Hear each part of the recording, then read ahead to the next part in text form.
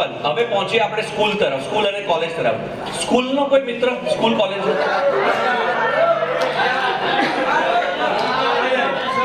એ ભાઈ રાખીએ, હવે થોડું લાભ આપીએ એમને.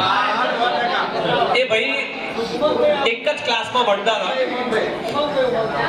ટીચર્સ ડે આવે ને એટલે શું થાય, પહેલા આપણા, અત્યારે તો ખબર નહીં કેવું થાય, આપણે સ્કૂલથી મોટા થઈ ગયા, પણ પહેલા એવું થતું હતું કે આપણે સ્કૂલમાં જઈએ ને તો એ દિવસે જે રિયલ ટીચર હોય ને એ તો સ્ટાફ રૂમમાં બેસી જાય, પણ જે સ્ટુડન્ટ હોય ને, જે ભણતા હોય એ ટીચર બને અને એ અલગ અલગ ક્લાસમાં જઈને ભણાવે, લેક્ચર લે, જે પણ. બરોબર. તો આપણા ઉમંગભાઈ છે ને એમના ટીચર બનીને એમની જ ક્લાસમાં ગયા. ઉમંગભાઈ પહેલા જ મિચ્છામી ડુકડા, હો, એટલે કંઈ ખોટું ના લગાડતા.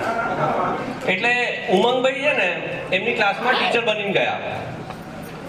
ટીચર બનીને ગયા, સૌથી પહેલો બચપનની દોસ્તી દાજ કાઢી. કેવી રીતે? અપુ છેલ્લે બેસતો હતો, આમની જેમ જ, ઉમંગભાઈની જેમ. એટલે એવું કે ઉમંગભાઈએ એવું કીધું કે સૌથી પહેલા બધા ક્લાસ વાળા છોકરાઓ ઊભા થઈ જાઓ. બધા ઊભા થઈ ગયા.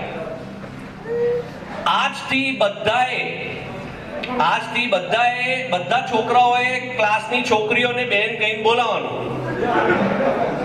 આજથી બધા છોકરાઓએ ક્લાસની બધી છોકરીઓને બેન કહીને બોલાવવાનું. બધાએ બોલી કાઢ્યું અપ્પુ સિવાય.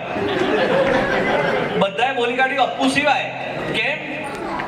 અપ્પુ જોશથી બોલ્યો, એ ઉમંગિયા, એ મિત્ર, તું બેન બનાવવાની વાત કરે તો મામેરું કોણ કરશે? તું કરશે કે બાપા આવશે કરવા?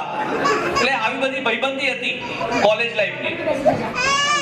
કોલેજ લાઈફ તરફથી આગળ વધીએ, વિચ ઇઝ, આનું બીજું નામ પાડ્યું છે છુપો રુસ્તમ. કેમ પાડ્યું છે? તમને બધાને આની એન્ગેજમેન્ટ કે લગ્નનું ક્યારે નક્કી ખબર પડી?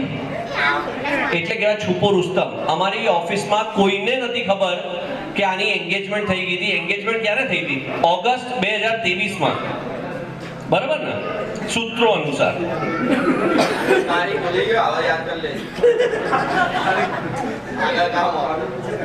કાલ રાતે જ કામ આવશે. મેરેજ નક્કી થયા. મેરેજ ક્યારના નક્કી થઈ ગયા છે. અમને ઓફિસમાં તો બહુ લેટ ખબર પડી. આ હર્ષે પણ નહીં કીધું. એટલે આઈ થિંક 17 ફેબ્રુઆરી આવતીકાલે એના મેરેજ છે.